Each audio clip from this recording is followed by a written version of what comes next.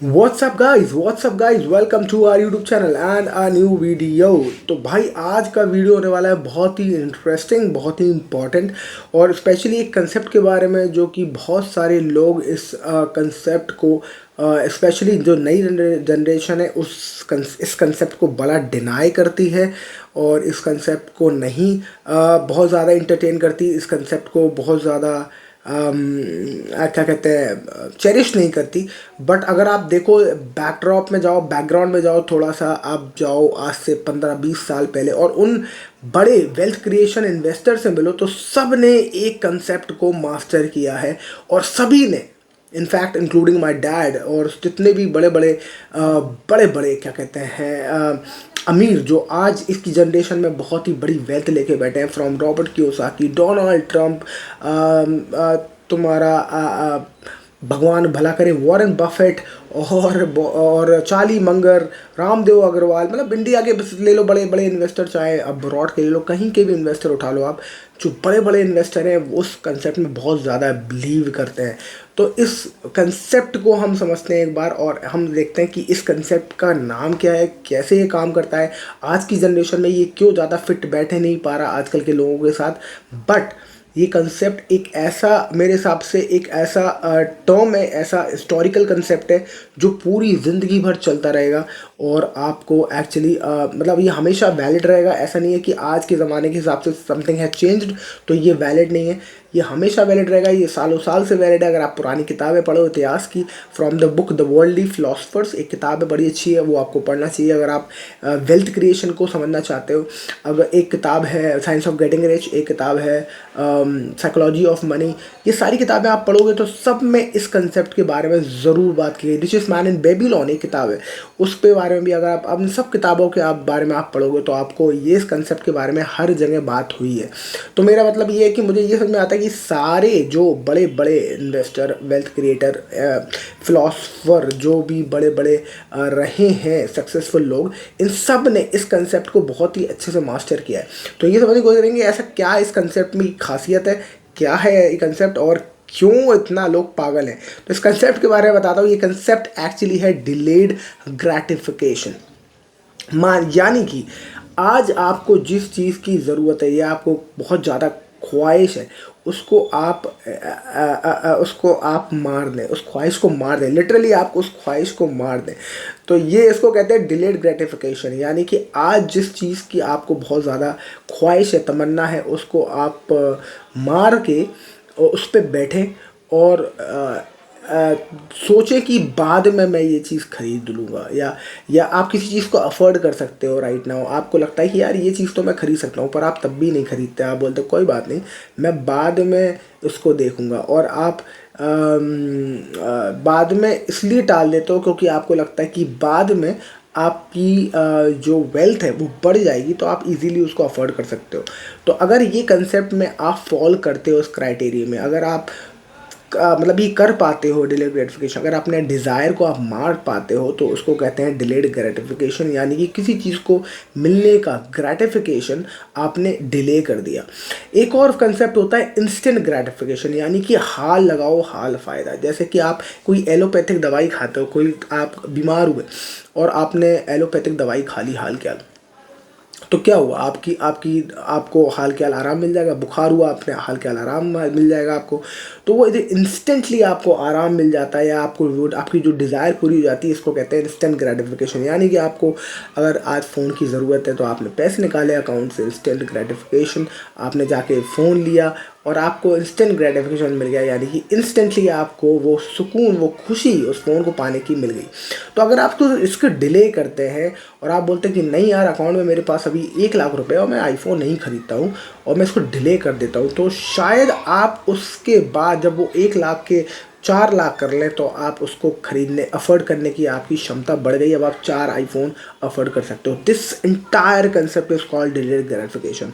अब इस delayed gratification को लोगों ने इतना मास्टर क्यों किया? क्योंकि डिलेड ग्रेटिफिकेशन का सिर्फ और सिर्फ कंसेप्ट ये है, डिलेड ग्रेटिफिकेशन सारा कंसेप्ट ये है कि आपको मास्टर करना है अपनी ख्वाहिशों को इन terms of compound wealth creation करने, मतलब वेल्थ क्रिएट करने के लिए, तो जो कि क्रिएट होगी कंपाउंडिंग इफेक्ट के साथ।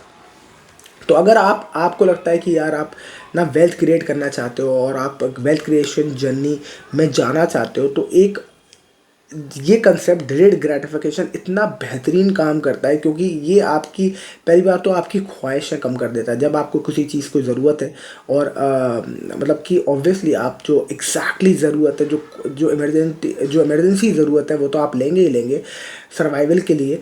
पर जो आपकी डिज़ायर्स हैं, एक होती है नीड और एक होता है डिज़ायर्स। नीड वो चीज़ है जो आपको अभी चाहिए, उसके बिना आपका गुजारा ही नहीं है। डिज़ायर्स वो है जो आप सिर्फ प्लेजर, एंटरटेनमेंट या फिर एक आप लाइफ स्टाइल को अपग्रेड करने के लिए ख़रीदना चाहते हैं। तो अगर आप वो डिज़ायर को आप अपग्रेड करने के लिए, डिज़ायर को आप पूरी करने के लिए जब आप चीज़ें खरीदते हो, that is called delay instant gratification. तो अगर आप इससे बचेंगे तो आप डिलेड ग्रेटिफिकेशन की तरफ जाएंगे, यानी कि आपने पोस्टपोन कर दिया कि हम बाद में ख़रीद लेंगे।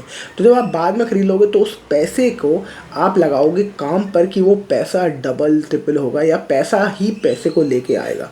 तो सारे जो बड़े बड़े इन्वेस्टर हैं, फ्रॉम डोनाल्ड ट्रम्प से लेके रॉबर्ट कियोसाकी, ये सब लोग इस कंसेप्ट की तरफ इशारा करते हैं कि जो डिलेड ग्रेटिफिकेशन है, जो कंसेप्ट है, वो बहुत ही important in terms of creation of wealth. क्योंकि बहुत सारे लोग जब आपको कोई नई चीज़, फॉर एग्जांपल जब आप जवान होते हो, आप you are at the age of 25 में भी, और आपने अभी भी जॉब ज्वाइन किया अपना रिसेंटली, और आपके एस्पिरेशन भी बहुत हाई होते हैं। आप दिखाना चाहते हो लाइफ को दैट यू हैव अराइव्ड, और आप दिखाना चाहते हो कि अब देखो मैं इतनी अच्छी जॉब लाइव कर रहा हूँ, मैं इतना अच्छा, मैंने पैकेज मिल गया मुझे और मैं इतनी अच्छी लाइफ जी रहा हूँ।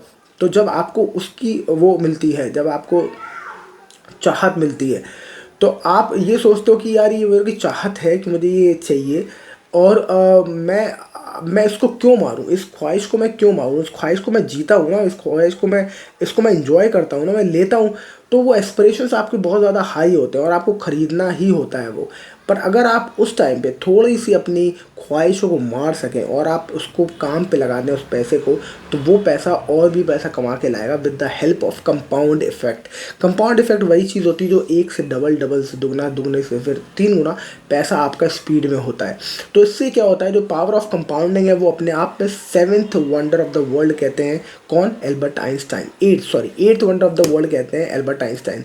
उनके हिसाब से ये कहते हैं कि कंपाउंडिंग एक ऐसी चीज़ है जो कि मतलब मासिव वेल्थ क्रिएट कर सकती है। हर किसी बड़े इन्वेस्टर ने मासिव वेल्थ क्रिएट करी with the help of compounding. अगर आप उस चीज़ पे नहीं बैठे थे, उस पैसे को लेके काम पे नहीं लगाते और आप उसको यूज़ कर लेते हैं, तो आपके पास कंपाउंड करने के लिए पैसा ही नहीं है। तो हर कैपिटलिस्ट आदमी है, जो बिजनेसमैन है या फिर जो पैसे से पैसा बनाता है या फिर इन्वेस्टर है, वो हर आदमी ने इस पावर ऑफ कंपाउंडिंग को बहुत ज़्यादा मास्टर किया हुआ है और डिलेड ग्रेटिफिकेशन की आदत डाली हुई है। तो वो क्या करते हैं कि ज़्यादातर जो चीज़ वो अफोर्ड कर सकते हैं राइट नाउ, उनके पास पैसे भी हैं पर वो उसको अफोर्ड नहीं करते, और वो कहते हैं कि पहले इसको काम पे लगा दें पैसों को, उसको हम डबल कर लें, 3 गुना कर लें, 4 गुना कर लें, 100 गुना कर लें, और फिर हम कभी भी अफोर्ड कर सकते हैं। फॉर एग्जाम्पल आपको 1 करोड़ का अगर घर चाहिए और आपने 1 करोड़ रुपये आपके अकाउंट में है, पर आपने उसको काम पे लगा दिया, आपने छोड़ यार, और आपने 4-5 साल में 2 करोड़ रुपये कर लिए, फिर आपने छोड़ यार अभी कर लेंगे, और उसके बाद फिर 5 साल आपने और डिले कर दिया, तो आपके वो 2 करोड़ हुई और 2 करोड़ के बाद 4 करोड़ हो गए। मे बी आपकी प्रॉपर्टी यहाँ डबल हो गई, तो 4 करोड़ की जगह आपने अब वो 2 करोड़ का मकान ले लिया और तब भी आपके पास 2 करोड़ बचे हैं। तो इससे क्या होता है कि आपकी मासिव वेल्थ भी आ गई, आपका 2 करोड़ का मकान भी आ गया, आपकी वेल्थ में वो जो 2 करोड़ हैं आज भी आपके पास है। पर अगर सोचो आपने इन्वेस्ट नहीं किए होते, उसको मकान ले लिया होता, तो मकान आपका सिर्फ 2 करोड़ का हुआ होता और आपका कैपिटल वाइप आउट हो गया होता। तो इस तरीके से आप जब डिले कर देते हो किसी ग्रेटिफिकेशन, डिलेड ग्रेटिफिकेशन का यूज़ करते हो, अपने डिज़ायर्स को मार देते हो, इसलिए कि चलो बाद में अफोर्ड करोगे, तो आप एक चीज़ की जगह आप 4 चीज़ें अफोर्ड कर सकते हो बाद में। एक रिसर्च हुई थी बाहर अब्रॉड में, I am not able to recall कौन सी कंट्री थी, जहां बच्चों के ऊपर एक रिसर्च की गई और उनको मार्शमैलो टेस्ट दिया गया। इसको बहुत फेमसली कहते हैं मार्शमैलो टेस्ट। तो मार्शमैलो जब उसको दिया गया बच्चों को, उनसे बोला गया कि लो ये मार्शमैलो लो और मुझे अगर वापस दे दोगे तो हम आपको 2 मार्शमैलो कल देंगे। तो हैरानी से देखी गई कि बहुत ही 95% ऑफ द पीपल लोग हैं, और जो धीरे धीरे हटते गए उस मार्शमैलो टेस्ट से। कैसे कि उन्होंने एक बार बोला आज तुम मुझे मार्शमैलो दे दो तो मैं तुम्हें कल दूंगा। एक दो मतलब काफ़ी बच्चों ने वापस कर दिया। फिर उन्होंने कहा कि अब तुम मुझे अगले दिन 2 दे दिए उनको और उनसे बोला कि अब तुम ये भी आज दे दोगे तो कल तुम्हें 4 दे देंगे।